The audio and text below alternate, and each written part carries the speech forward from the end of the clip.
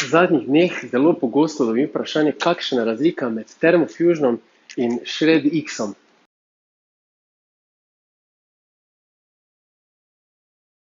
Oba dva sta zelo učinkovita fat burnerja in oba dva bistveno pripomoreta k višji termogenezi.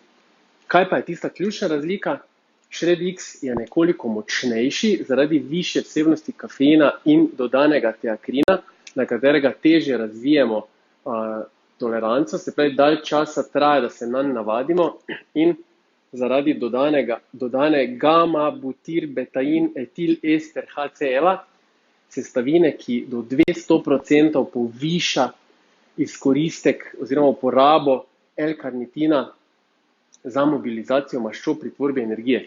Zaradi tega je k ShredXu zelo smiselno dodati to kombinacijo, ki jo že imam v paketu, se pravi CLA, L-karnitin, zeleni čaj, ali pa v obliki napitka, kjer je zelo koncentriran samo L-karnitin, C-vitamin in zeleni čaj.